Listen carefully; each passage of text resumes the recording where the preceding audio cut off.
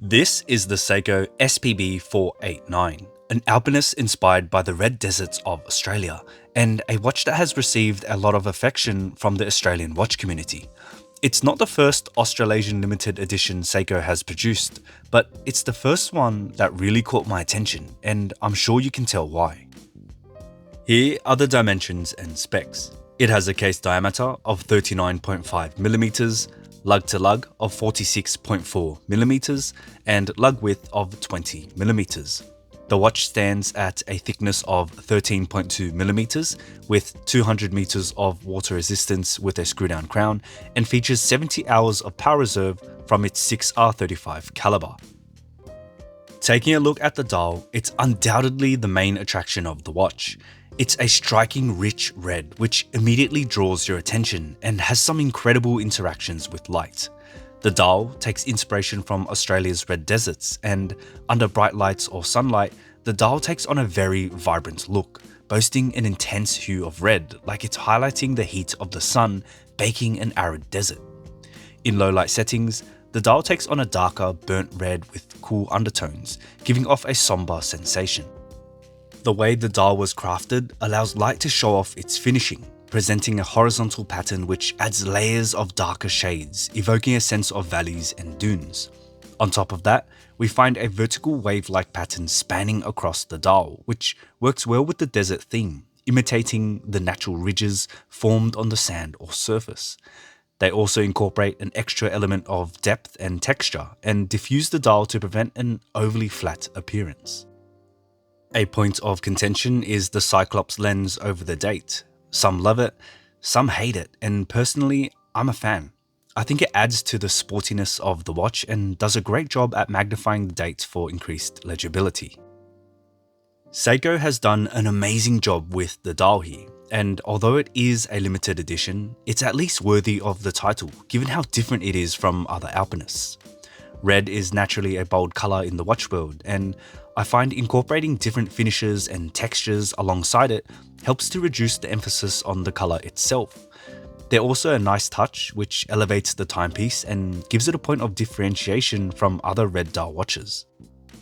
The SPB489 also uses gold numerals and hour markers like many of the classic Alpinists, but I think it works especially well with the red here, with the gold acting like the rays of the sun, and the yellow, gold and red just gives off a fiery aesthetic, complementing each other nicely.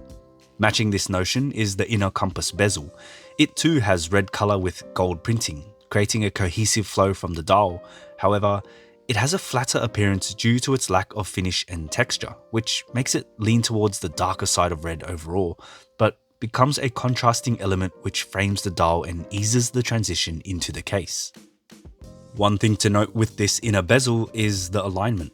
While the markers and numerals on the dial itself are fine, on my specific piece, the bezel doesn't line up properly with the dial markers, which is a shame. Now, I've heard of others not having this issue, so it could be the luck of the draw, which shouldn't be the case in the first place.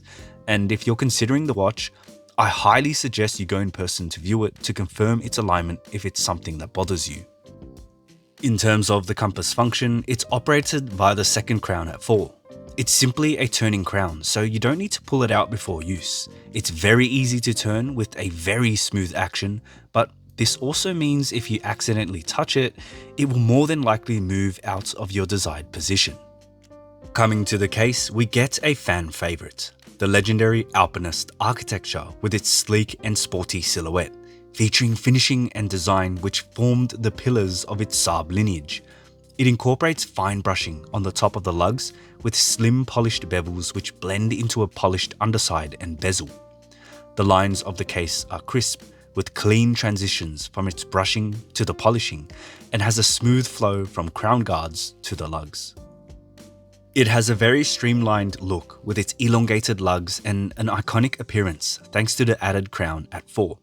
While it is rather thick, the midcase and lugs curve downwards which help it follow the curvature of the wrist when worn, hiding the protruding case back where we can see into the 6R35 caliber. While it's not the most fanciest movement out there, it does have some vertical finishing on the rotor with fine line details. It's also a bonus to look at the inner workings of your watch, and While it does make the watch head a little thicker, it's a nice touch, especially on an automatic timepiece.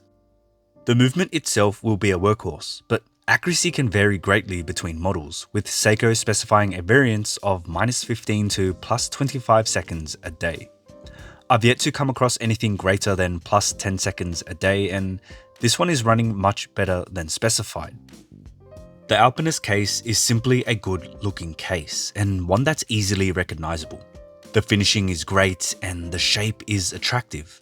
It's a winning formula for Seiko, and its dynamic architecture does a good job at housing its eccentric dial.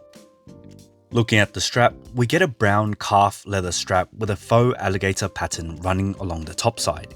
It has a dark chocolate brown color, which plays well with the red dial and gives off an earthy feel, resonating with the whole desert theme. It has dark brown stitching for a more uniform look and includes some thick bolstering towards the lugs, which provides some shape and structure, helping the strap to flow from its thick case. It does mean it will require some breaking in though, but after a few days of wear, mine has become well adjusted. What I like about this strap is the addition of a folding clasp. It's brushed on top and polished everywhere else, and it's surprisingly well built. It's easy to use, and most importantly, it dramatically reduces wear on the strap itself compared to the traditional tang buckle.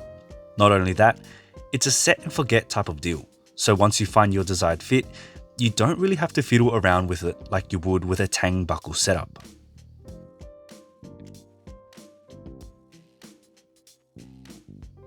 On the wrist, the watch feels comfortable, and I was expecting it to feel more top heavy than it does.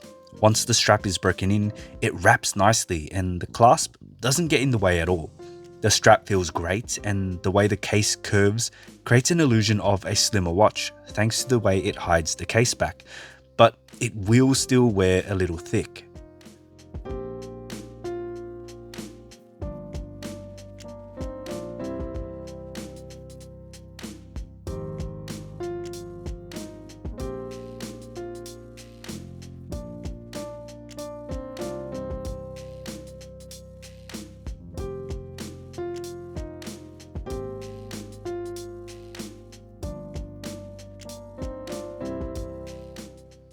I think the SPB489 was a great release from Seiko.